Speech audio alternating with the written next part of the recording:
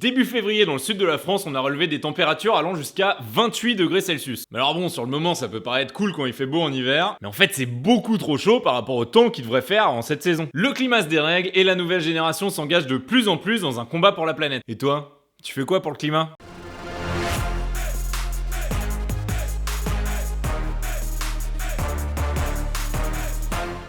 Cette vidéo est réalisée en collaboration avec la Massif qui publie L'Essentiel, qui est un magazine en ligne qui aborde entre autres des sujets écologiques et qui te donne des idées sur comment tu pourrais t'engager pour le climat. Il y a notamment un article en collaboration avec Hugo Décrypte sur le même sujet que cette vidéo. La Massif, il s'occupe aussi de la plateforme Diffuse. Cette plateforme, elle te permet de trouver pas mal de défis solidaires à faire avec des amis ou des inconnus. T'as juste à choisir la cause que tu cherches à défendre et où t'habites. Et paf, tu trouveras plein de défis à relever. Bref, si à la fin de cette vidéo t'as envie de t'engager pour le climat, c'est un bon moyen de commencer. Je mets tous les liens en description. Allez, c'est parti! Des centaines de milliers de personnes sont descendues dans les rues l'année dernière pendant des marches pour le climat. Et l'écrasante majorité de ces personnes-là, c'était des jeunes. Bah oui, les jeunes, c'est la génération qui arrive en voyant les dégâts que la société actuelle a fait à la planète, et donc qui veut tout changer. Et c'est logique parce que c'est la génération qui va se prendre de plein fouet les effets du changement climatique. Il y a une étude interdisciplinaire de plusieurs centaines d'experts qui a été publiée en 2019 et qui statue noir sur blanc que les bébés seront les premiers à souffrir de la hausse des maladies infectieuses dues au réchauffement climatique. Les maladies respiratoires, les maladies cardiovasculaires, les décès prématurés, tout ça, ça devrait s'accentuer du fait de la pollution. Bref, l'avenir, il s'annonce pas très sympa s'il n'y a pas beaucoup de monde qui se bouge rapidement. Mais justement, le point positif, c'est qu'en ce moment, on voit pas mal les lignes qui bougent. On a vu émerger des mouvements comme On est prêt, ou l'affaire du siècle qui est allée jusqu'à poursuivre l'État en justice contre son inaction climatique. Et à des échelles plus globales, on voit aussi pas mal de choses émerger, comme notamment ce qui s'est passé avec Team Trees,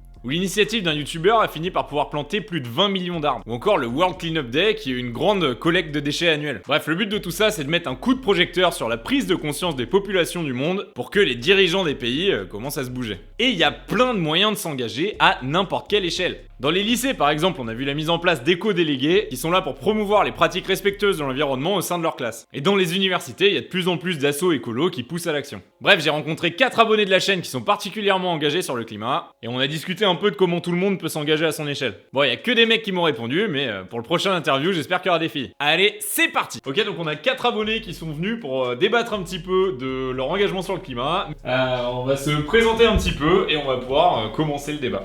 Je m'appelle Benoît, j'ai 19 ans. Moi c'est Lars et j'ai 21 ans. Eloane, 22 ans. Et Benoît aussi, 22 ans. Maximiser son autosuffisance, que ce soit pour le potager, la récupération d'eau, le déplacement. Des petits gestes de tous les jours. C'est monter son compost, si on peut monter son compost. En plus maintenant c'est moins difficile parce que beaucoup de mairies en fait fournissent carrément le compost. Il n'y a quasiment pas d'excuses. Fermer l'eau du robinet pendant qu'on se lave les dents. Éteindre les lumières, c'est pas Versailles ici, la fameuse phrase, enfin, il y a plein de choses. Moi, ma prise de conscience écologique, je l'ai faite environ il y a quelques années. Et je me suis dit, alors, comment je peux faire pour, à mon échelle, changer mes habitudes. Aujourd'hui, j'ai une alimentation quasi végétarienne. Et j'ai changé mes habitudes de consommation en matière de vêtements, de technologie. Et un deuxième volet de mon action, c'est... dans le cas de mon asso étudiante, on a vraiment un effort de sensibilisation sur ces autres étudiants pour qui eux aussi changent à leur échelle et induire un peu une prise de conscience et du changement à une plus grande échelle.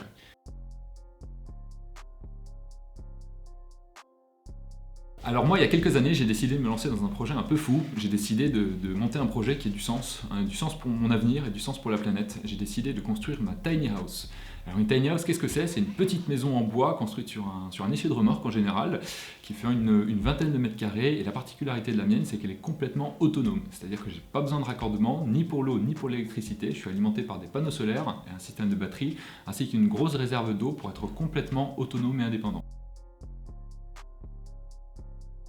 Je pense que le déclic, c'est quand j'ai commencé à rencontrer des gens qui me parlaient de ça.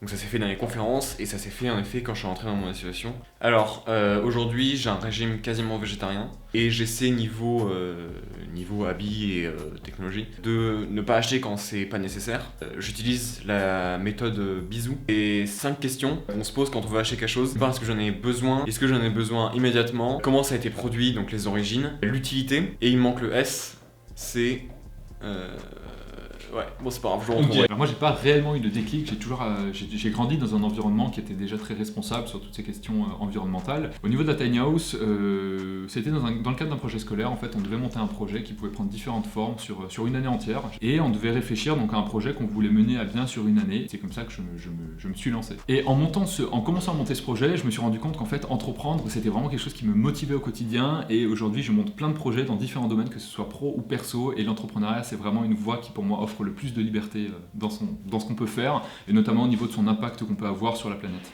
Depuis pas longtemps, j'ai décidé de me lancer là-dedans et de démocratiser le microhabitat en France. Donc, je suis en train de monter une start-up autour du microhabitat. Je me suis rien fixé, de base je me mets pas beaucoup de pression. Il y a forcément un moment où j'arriverai à une limite, parce qu'on a un certain degré d'action individuelle, mais après c'est vraiment au niveau collectif qu'on peut continuer. J'essaie d'être le plus exemplaire possible pour pouvoir demander aux gens de l'action, et donc pourquoi pas même au gouvernement. Bien évidemment, c'est jamais terminé, on est toujours dans une évolution, on est à un moment de sa vie et on évolue constamment. Donc les actions qu'on peut mettre en place aujourd'hui ne sont peut-être rien par rapport à ce qu'on peut faire effectivement par la suite. Je pense qu'avant d'essayer de changer les autres, l'objectif c'est d'abord d'essayer de se changer soi-même, son état d'esprit, sa façon dont on voit les choses, parce que quand on arrive à un stade où effectivement on prend conscience de certaines réalités, c'est beaucoup plus facile de les transmettre après aux personnes qui sont peut-être beaucoup moins convaincues, ou aux générations futures. L'objectif pour moi aujourd'hui c'est de mettre en place des actions à échelle beaucoup plus globale. Donc au lieu de recycler, peut-être qu'on peut mettre en place une start-up par exemple qui va produire des emballages éco-responsables. Habiter dans un petit espace c'est très bien, mais il y a plein de contraintes qui vont avec, notamment au niveau juridique. Donc l'objectif ça va être maintenant de faire changer les choses, notamment au niveau effectivement juridique, législatif, pour que demain ce soit pas un frein, parce qu'aujourd'hui il y a plein de personnes par exemple qui veulent habiter en tiny house mais qui sont freinées parce que c'est impossible tout simplement de trouver un terrain pour poser leur tiny house. Donc c'est dommage quand il y a de la bonne volonté et qu'on peut pas aller plus loin parce qu'il y a trop de contraintes. On nous dit constamment de faire des efforts, de faire au mieux, et derrière on se rend compte que c'est du greenwashing parce qu'on peut rien faire du tout, et c'est à ce niveau là que j'ai envie d'agir aujourd'hui.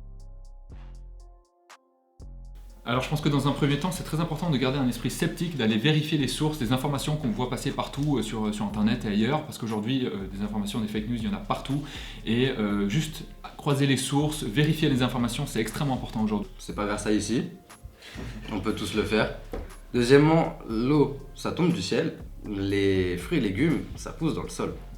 Ok, donc cultiver ses propres choses, essayer si t'as un bout de terre de cultiver ça, tes trucs. Chaque humain vraiment presque peut le faire. S'informer, c'est hyper important aujourd'hui d'avoir conscience des problèmes auxquels on fait face. Ensuite, je pense c'est réfléchir sobre. C'est en effet réfléchir à sa consommation, réfléchir qu'est-ce qu'on fait, et penser à sa sobriété. Le plus gros levier qu'on a à l'échelle individuelle, c'est l'alimentation et l'alimentation carnée particulièrement. Mais on sait qu'en France, c'est 10 tonnes de CO2, je crois, qu'on émet par an. Et que si on adopte un régime végétalien, je crois, on peut économiser 1 tonne à peu près.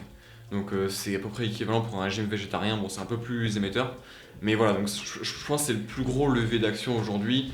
Et on sait que le zéro déchet, bien plus loin, il vient au dernier de levier. Le zéro déchet qui est un peu plus difficile, je trouve, que changer son alimentation. Ouais. Le deuxième point pour moi, c'est d'oser monter des projets qui ont de l'impact, un réel impact, que ce soit au niveau personnel ou au niveau de la collectivité. Je pense que c'est important de partir d'un postulat global et au final d'arriver à agir localement, que ce soit effectivement au niveau du recyclage de ses déchets ou de son impact au niveau énergétique. Il y a plein de choses à faire. Effectivement, on peut facilement devenir autonome aujourd'hui, de plus en plus facilement, parce que les technologies marchent de mieux en mieux effectivement au niveau de la captation, de la conversion d'énergie. Et la troisième chose, c'est d'adopter une démarche, une posture de minimalisme dans sa vie, tout simplement. On peut, quand on habite dans 50 mètres carrés, c'est très difficile de partir habiter dans 20 mètres carrés, mais quand on fait l'inverse, quand on part de la chambre de ses parents et quand on va dans un appartement, en fait, quand on n'a pas énormément d'affaires au final, on se rend compte que 20 mètres carrés qui sont très bien optimisés, ça suffit largement pour vivre. Dernière petite chose, les framboises, ça pousse. Ça pousse, et ça pousse même sur les rebords des fenêtres. Les framboises, ça pousse sur les rebords des fenêtres. Merci beaucoup les gars d'être venus. C'était très cool.